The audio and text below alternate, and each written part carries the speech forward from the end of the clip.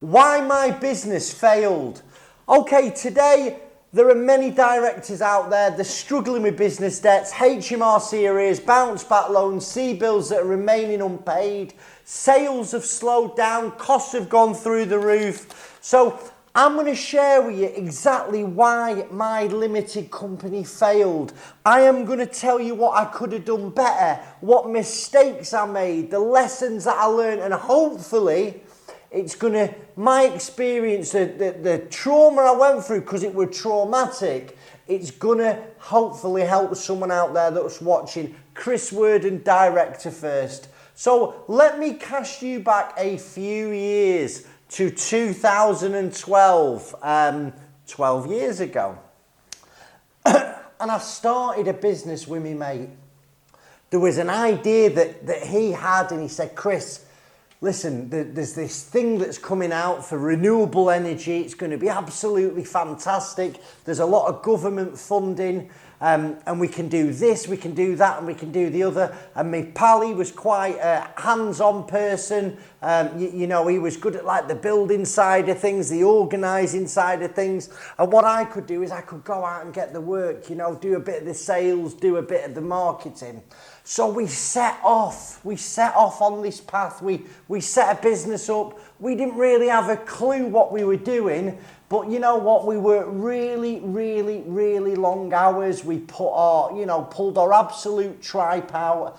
And what happened? We run into problems. I'll tell you what our first problem was. It was cash flow or lack of cash flow.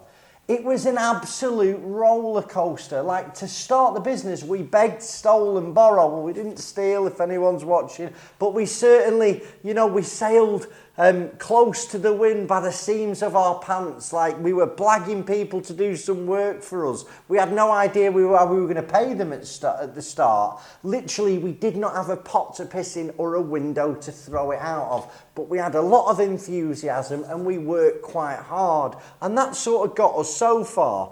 But the problem was, like, we were installing these energy efficiency measures.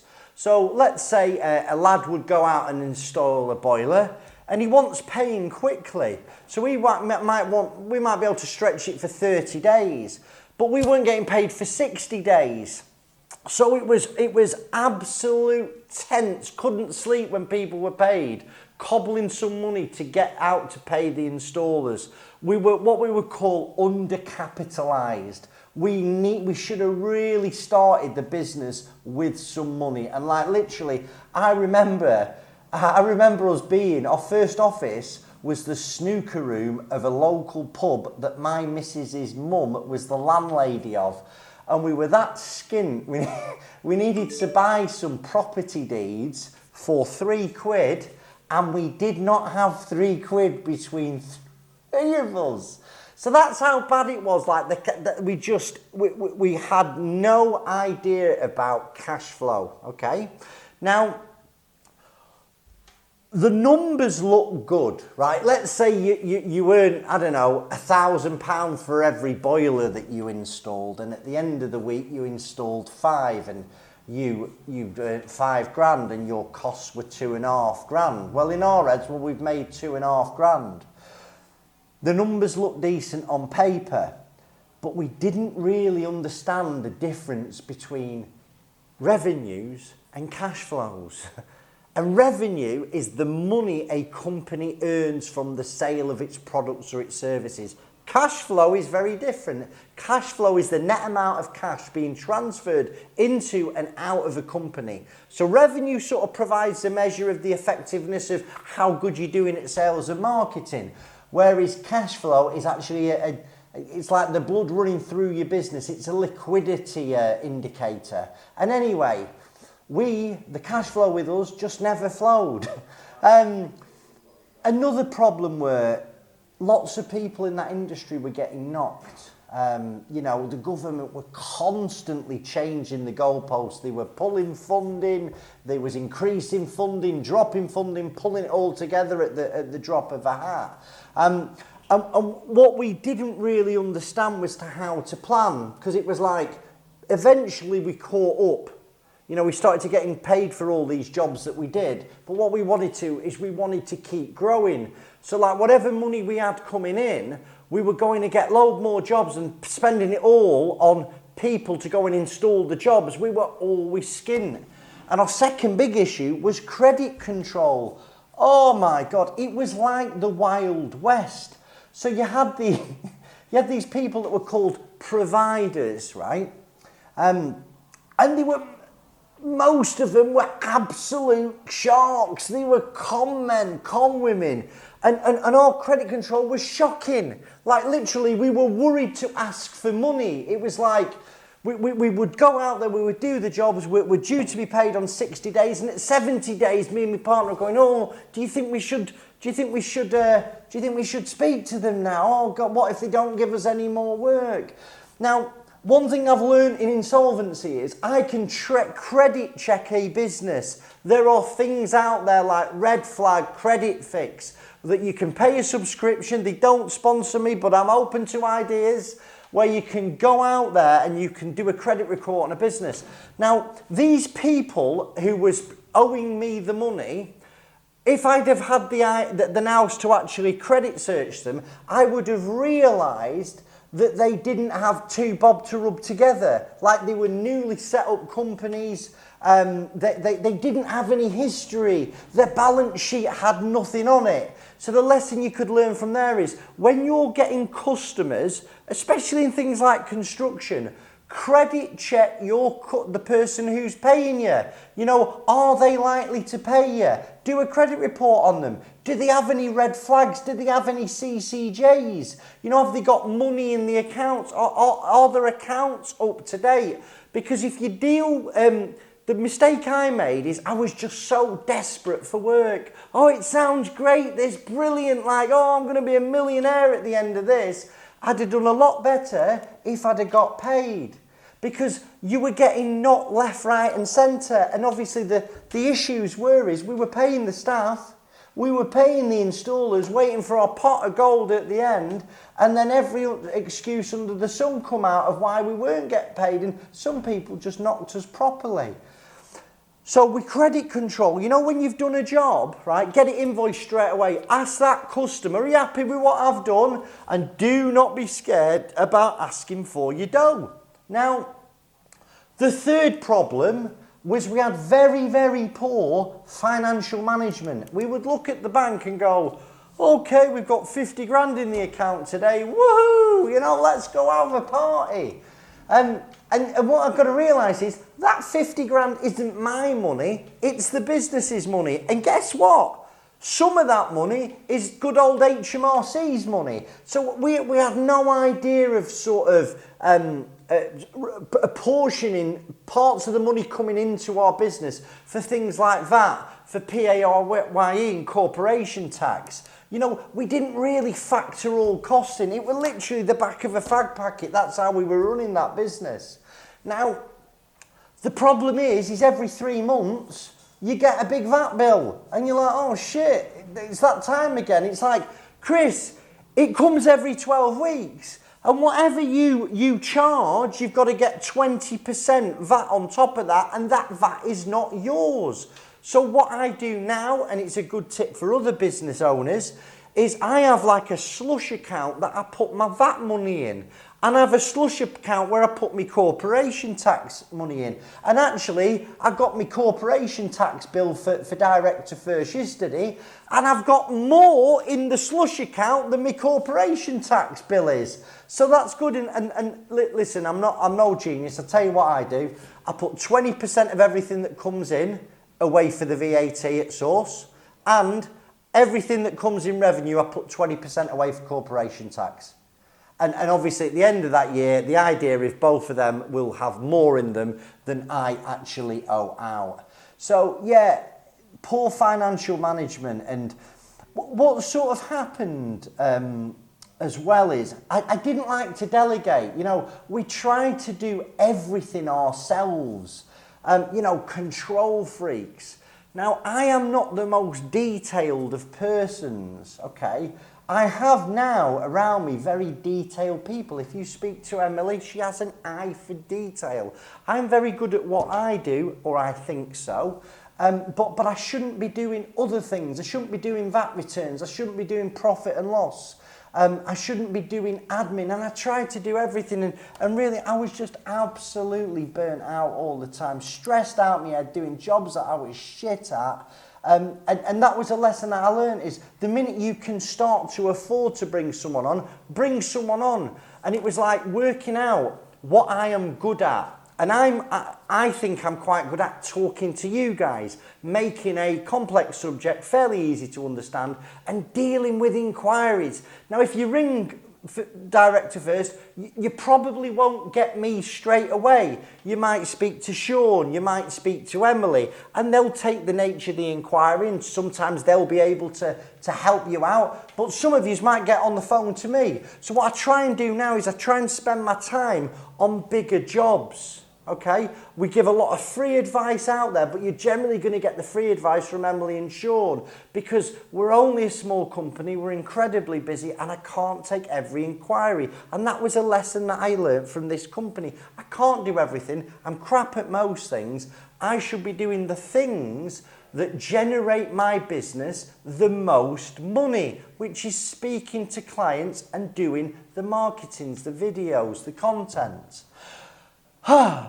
Another lesson that we learned is, like, we had an over-reliance on, not on like one or two customers, we had an over-reliance on something called the eco scheme. You know, we could have diversified, we could have gone out there and getting paid work. And the problem we've been relying on this one scheme is when the funding got turned off, right? That was it. We would have to down tools for weeks on end, still pay the staff, still pay the rent. It was just impossible to plan sort of 3, 6, 9, 12 months in the future, because you never knew what was going to happen.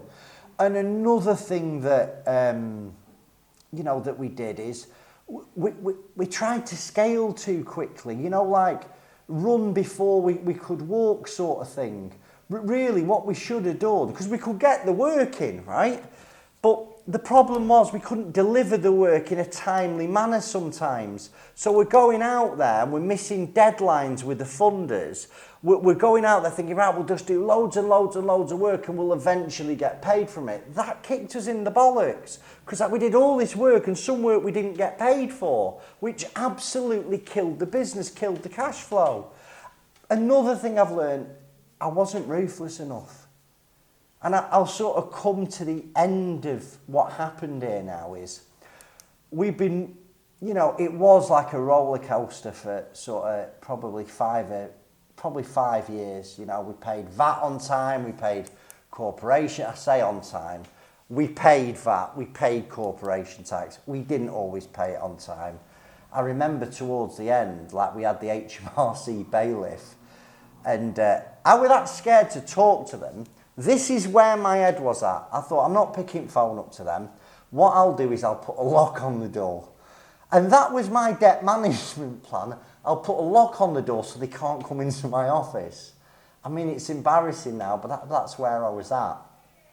Anyway, let's fast forward to the December. There is a shock announcement. The government were always changing the goalpost, but there really was a shock announcement about funding for a certain type of measure that we were doing. We got into these big biomass boilers. Anyway, what it meant is this shock reduction in the RHI was going to happen in the January. And this was December. And basically, if you haven't had your job installed by this date, the payback that the customers were expecting were going to be less. So we had to tell people, we lost about 50 grand in deposits. We had to give back 50 grand in deposits. We cancelled orders who were paid. And we probably lost about £300,000 in orders, like literally in a few weeks. But believe it or not, we'd have got through that. The killer for us was we found out that we'd proper been shafted by a firm who owed us £200,000, and they ended up in liquidation. And again, you know what, in hindsight, we should have never have worked with them. They were, you know, you get like little warning signs about these people. Everything was always late. And what we should have done is, the minute that we got them warning signs, there's a saying, listen, you can trust God, but you've got to tie up your camels, right? In business, not everyone's your friend. There are some absolute bastards out there who do not give two fucks about you, your missus, your family, your mortgage, putting food on the table. Be very, very wary of these people. And the minute people stop doing what they say they're going to do, stop. Like literally. But I was frightened because I'm thinking, I haven't got any more work coming in. If I get paid, this will be okay. But the if I get paid bit, I didn't quite understand the magnitude of if I get paid. So anyway, that was before the Christmas. And it sent me into a bit of a spiral of depression because I didn't really want to talk to anyone about it. I'm an optimist because I've read hundreds of books on, you know, see it before it happens, chanting in the mirror, today's going to be a good day, writing a gratitude list, writing all these big goals, okay? And they're really good until the shit is hitting the fan in your business. Because what I should have done at that stage is had a long, hard look at my numbers. And in hindsight, I knew it was over when that announcement came and I got knocked and I should have sacked everybody. As hard as that is, I should have made everybody redundant, shut the doors immediately. But I didn't. And if you'd have walked into my office in that January and gone, are you all right? I'd have gone, yeah, I'm brilliant. I weren't have fallen apart. But the curse of the optimist struck. I thought things were going to change. And actually, I was a bit deluded. You know, I thought, you know, we've been through so much in the past, we'll get through this. And really, if I'd have understood my numbers, I'd have took a real cold, hard look at the, you know, the market and what were going on. What was significant is all the bigger people who'd been in the industry a long time, they'd stopped. You know, they'd literally stopped and shut the doors, made people redundant. And, you know, probably pride, it was ego, you know, what will people think of me? So I'll tell you what I did. I was hurtling towards insolvency, right? So I'm not an idiot. I'll figure this out. I figured most things out in my life. I'll go and have a look on Tinternet. I will find out what this thing called insolvency is and I will figure it out. And bloody, I was more confused on these Google searches at the end of the search than I was from the start. Because quite simply, every website said something different. Very, very confusing. And it was like they give me a little bit of information, but nowhere near enough to make a decision. So I thought, right, well, I'll go and see a few of these insolvency practitioners. Bloody hell, that were an eye-opener. I sat down, I think, with 3 or 4. And it were a bad experience. Not one of those people give me any comfort. I was spoken to like I was an idiot, like I was a criminal, and like I was a naughty schoolboy. And what I had figured out from these websites was to ask a number of questions. And when I asked these questions, they were like politicians. I'd never got a straight answer. And literally, the emphasis was on, we're going to need some money off you. You know, come on. And back then it was sort of 5 grand, 6 grand, you know, come give us some money and then we'll start to look into things. And I'm just like, wow. And I remember distinctly that, obviously I'm still in work at this stage. I've got all this stress going on and, you know, I'm coming home from work and that's where it really affected me. Like I'm at home with my missus. I think I had 1 kid at the time. And, you know, it's like, how am I going to... I don't... If I fall, nobody caught me, right? I'm not giving you the sob story. That's how it is. I've not got rich parents. You know, it was like, shit, how am I going to survive? And I had a house. I'd paid a fair bit off my house. I think I had a couple of buy-to-lets at the time, which I was frightened to death of losing. That's it. I thought, I talk about I'm going to end up in a skip every now and again. You know, that's where my head will take me. But this was, it's all over. I'm going to end up in a skip. You know, I'm not going to be able to feed my kids. Missus is going to leave me, all that type of thing. and it were horrible. And I eventually found, I did find an insolvency practitioner, and I'm going to be brutally honest with you. You know, she was helpful. She spoke to me in a bit of a better light, and I met a guy who'd been in insolvency for years, and he sort of did in a way what I do now, and he guided me through it. And it was still so worrying. You know what I mean? It were like, because it were quite hard to communicate with people. There were no one really to speak to. So all these gaps in the market actually is what we try and do now. You know, we're really good at communicating. We do hundreds of videos to answer the questions that you've got about insolvency. And I'm at the end of the phone. And if I'm not, one of my team is, right? You will not struggle to get hold of us at Direct to First. And it was just really tough. You know, there was an overdrawn loan account that took ages to get dealt with. You know, it could have been dealt with so much sooner. But ultimately, yeah, I think it was bloody 18 months before it finally got finalised. I had to pay something back on my overdrawn director's loan account. And it's not something I was made aware of on day one. And I could have been made aware of. You know, another lesson that I learned is, you know, there's many costs to insolvency. It's not just the cost to liquidate. And I had an overdraft, PG'd with Lloyds, right? I mean, this is funny. My mate will be watching this now. So the lad who I set the business up, we were best mates at the start. At the end of it, we're ready for killing each other, right? And we had this overdraft that's called joint and several, which means if they can't get it all off you, they'll go for him. Ultimately, at that stage, he was better advised than me, and he went to Lloyds and he got a deal done at £3,000 and they accepted it. So they came to me for the full 22. I'm thinking, oh, you know. So they're at me for 22 grand. My mate's played a very cute move, and now I love him to bits. We're best mates again, you know. Please don't fall out with your friends over business. It's really not worth it.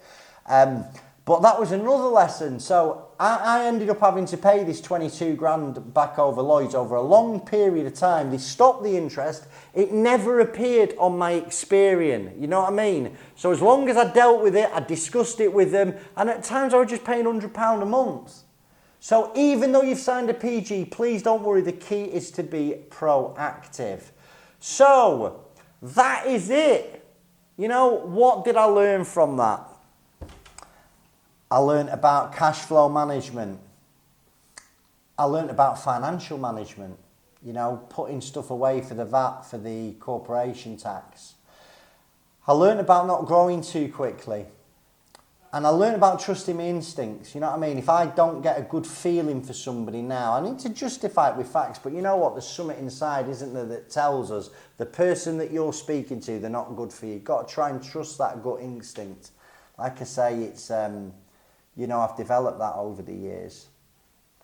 And I also learned there was a big gap in the market in insolvency because there was no one out there who does what I do today. Now today, there's quite a few people that do what I do. And I don't mind them copying my videos. I think some of them are really good. You guys know who you are. I appreciate you.